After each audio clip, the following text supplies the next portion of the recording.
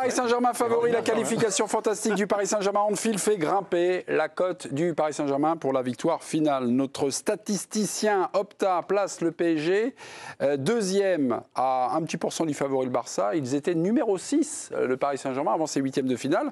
Troisième Arsenal, quatrième l'Inter, cinquième le Real, sixième le Bayern, Aston Villa et Dortmund ferment la marche de ce top 8. Paris favori de la C1 juste derrière le Barça. Est-ce que vous êtes d'accord ou pas d'accord? Deux chroniqueurs sont en désaccord. On y va. En régie, le jingle, s'il vous plaît. Pia, pia. Vous êtes d'accord, oui, que le Paris soit à peu près aux côtés, on va dire, à la table du Barça. Vous allez être d'accord avec ça. Mais vous avez une autre lecture, vous, Damien, de ce top 8. On écoute tout d'abord Pia. Et puis après, en contre, le poignardeur. On y va. Moi, j'ai le sentiment, en lisant la presse internationale et ce que peuvent dire les supporters aussi sur les réseaux sociaux, qu'il y a deux équipes actuellement qui donnent vraiment envie de regarder les matchs et de passer 2 heures devant sa télé. C'est vraiment le Barça et le Paris Saint-Germain. Ils ont exactement la même cote auprès des parieurs actuellement, 7 contre 2. C'est vraiment la même. C'est au-dessus de celle du Bayern et au-dessus aussi de celle du Real. Et pour moi, c'est juste les deux équipes du futur en termes de football. C'est le football tel qu'on a envie qu'il soit, c'est-à-dire pas ennuyeux et puissant, intéressant, tactique, tout ce que j'aime. Avez-vous voulu la presse internationale, Damien, pour contrer notre polyglotte Pierre Clément, s'il vous plaît? À vous de jouer. Trop de boulot. Non, mais si on parle du plaisir et de l'envie de regarder, évidemment qu'aujourd'hui, on préfère regarder le PSG qui va s'amuser à Liverpool que le Real qui peine à éliminer l'Atlético de Madrid. Mais le Real élimine l'Atlético de Madrid. Et on a beau dire, le Real, c'est pas du grand Real, c'est un Real qui torpille le Manchester City, qui en un mois joue quand même 3 fois l'Atlético de Madrid, qui est sans doute l'équipe la plus dure à jouer cette saison en Europe, et qui ne perd pas. Faut pas comme ça balayer d'un revers de main la position du Real. Il faut pas balayer l'Inter Milan, qui va être une équipe très dure à jouer aussi. Ok. Eh ben voilà, c'est décide-moi le portrait robot d'un futur vainqueur de la Ligue des Champions. La discussion est donc lancée. Vous voyez finalement le Real à la hauteur du Paris Saint-Germain et du Barça. Président, à vous de jouer. Pia, polyglotte, ou le franco-français, là, le petit gars de Normandie, de Serquigny-Nassandre? Dans les deux cas, ça se tenait. D'un côté, c'est plus le cri du cœur. Hein. Du côté de Pierre, c'est ce qu'elle aime, ce qu'elle a envie de voir arriver à. Non, jamais. Pierre, c'est terme. toujours très objectif, il n'y a pas de problème. Non, mais elle englobait le Barça aussi, pas que le PSG. Il y avait plus de pragmatisme du côté de. Froid. Du côté de Damien. Et donc, en responsabilité, j'ai décidé d'abandonner la présidence. Je vais me tourner vers le pragmatisme. Non, mais je suis d'accord sur le constat du Real, je suis d'accord sur l'Inter, dont on commence à en parler un peu, mais on ne les a pas vu venir depuis le début, mais c'est quand même très costaud. Très costaud, et puis ils ont des joueurs solides internationaux qui ont l'habitude aussi des grands rendez-vous. Le Bayern, tout le monde me dit, machin, le Bayern... Quand même, on n'en parle pas du tout. On n'en parle pas du Bayern. Non, mais bien sûr. Après, ils ont une équipe, globalement, surtout sur les lignes défensives et milieu de terrain, un petit peu plus vieillissante. Mais dans des bons soirs, Kimmich, Goretzka, je suis désolé, mais... Mécano, il a quand même pas 54 ans. Non, mais je pensais à Neuer, je pensais à Kimmich, je pensais à Goretzka. Neuer qui est blessé, Kimmich, il a 30 ans. Enfin, oui, mais... Faut pas non plus exagérer quand même sur l'âge. Que le Bayern souffre défensivement à la perte du ballon, ça c'est récurrent depuis des années, mais on peut pas pointer...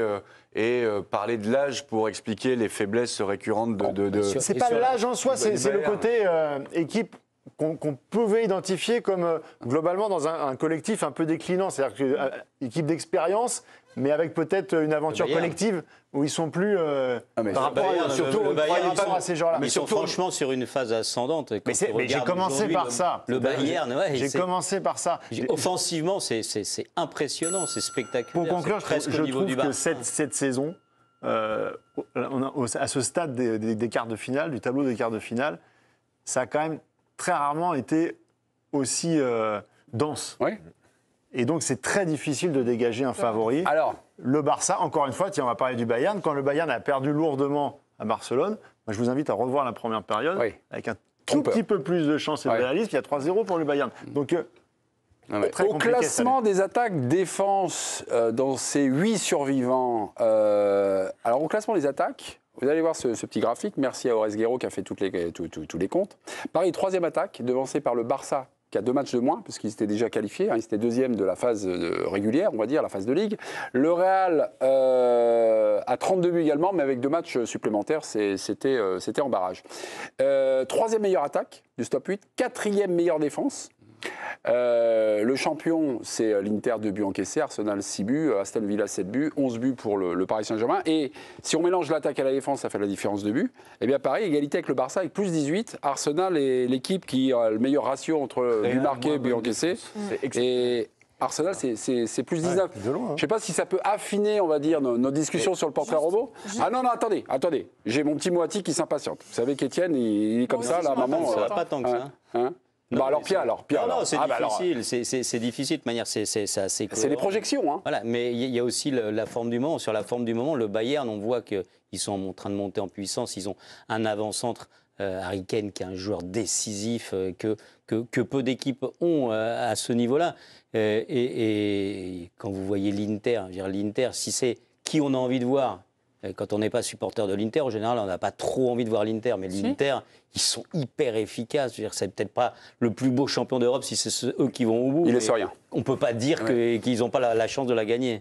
Je m'ennuie en regardant le Real, très franchement. Ouais. Mais comme a dit Damien, ça me crispe. Comme a dit Damien, le Real est toujours là. Ce qui s'est passé hier, c'est le Real, c'est la force du Real. Non, c'est pas horrible. C'est l'histoire du Real.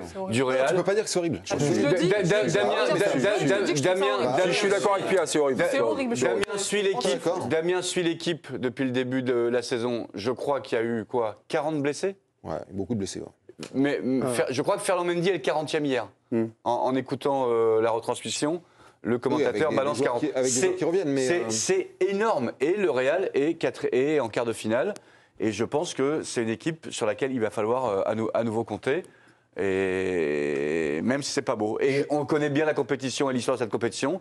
C'est pas toujours la plus sexy, la meilleure équipe qui gagne. Je reviens sur la dynamique du Paris Saint-Germain qui a été enclenchée il y a 50 et quelques jours. C'est une dynamique à la Real, ça. Là, le paf contre City, et depuis, il y a quelque chose, il y a un élan, il y a quelque chose comme ça. Vous concluez. Je vais finir par sortir ma phrase. Juste sur les stats, en plus c'est court, juste sur les stats, elles sont un petit peu trompeuses à cause de la phase de Ligue. Problème d'efficacité offensive qu'on a eu pendant la phase de Ligue. Et du coup, les stats sont un peu trompeuses, parce que si tu prends vraiment que l'année 2025, on n'est pas du tout classé aux mêmes endroits. C'est quand même à prendre en compte, parce qu'il y a eu un vrai changement. Ouais, et puis il y a eu Brest entre temps, quoi. C'est sur la dynamique. Merci Pierre. Vous avez laissé parler votre Brest. Voilà. Le Minuit Info est déclenché avec un petit peu de retard.